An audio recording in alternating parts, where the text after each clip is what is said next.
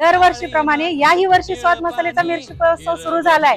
चांगल्या क्वालिटीच्या मिरच्या, जिथे मिरच्यांचं उत्पन्न जास्त आहे त्या ठिकाणी त्या शेतकऱ्यापाशी जाऊन ती मिरचीची क्वालिटी बघून कमीत कमी रेटमध्ये तुमच्यापर्यंत पोहोचवण्याचा प्रयत्न करतोय।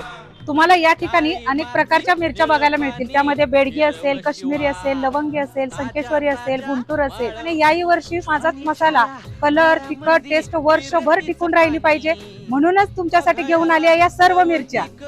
तर हा महोत्सव 15 मार्च ते 30 मे पर्यंत मैत्रिणींना सुरू आहे। तर वाट कसली बघताय?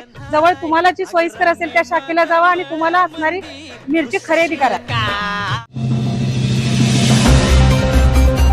7 वर्षापासून फरार असलेला मोक्कामधील मुख्य आरोपी एलसीबी कडून जेरबंद।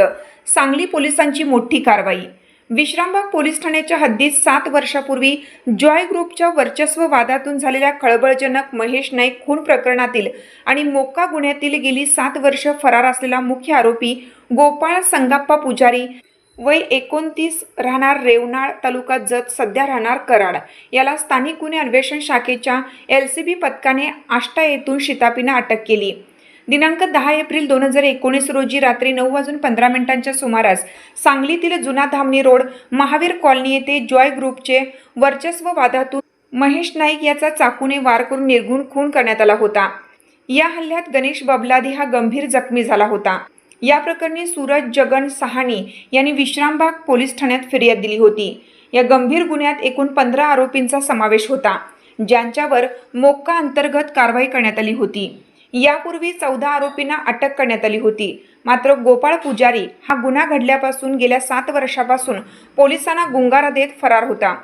सांगलीचे पोलीस अधीक्षक तुषार दोशी आणि अप्पर पोलीस अधीक्षक कल्पना बारवकर यांनी जिल्ह्यातील फरारी आरोपींचा शोध घेण्याचे आदेश एलसीबीला दिले होते। त्यानुसार एलसीबीचे पोलीस निरीक्षक संजीव झाडे यांनी पोलीस उपनिरीक्षक महादेव पवार यांच्या नेतृत्वाखाली एक विशेष पथक तयार केलं होतं। हे पथक शोध घेत असताना पथकातील पोलीस अंमलदार रणजित जाधव आणि अभिजित माळकर यांना त्यांच्या गोपनीय बातमीदारामार्फत खात्रीशीर माहिती मिळाली की मोक्कातील फरारी आरोपी गोपाळ पुजारी हा आष्टा शहरात येणार आहे। या माहितीच्या आधारे पथकाने आष्टा येथील एसटी स्टँड परिसरात पाळत ठेवली। एसटी स्टँड परिसरात एक संशयित इसम थांबलेला दिसताच तो बातमीतील आरोपी असल्याची खात्री पटवून पथकाने त्याला पळून जाण्याची कोणतीही संधी न देता जागीच ताब्यात घेतले। त्याची चौकशी केली असता त्याने आपले नाव गोपाळ संगाप्पा पुजारी असून तो सध्या कराड येथील कामगार चौकात राहत असल्याचे कबूल केले। एलसीबीने आरोपीला ताब्यात घेऊन पुढील कायदेशीर कारवाईसाठी विश्रामबाग पोलिसांच्या स्वाधीन केला आहे।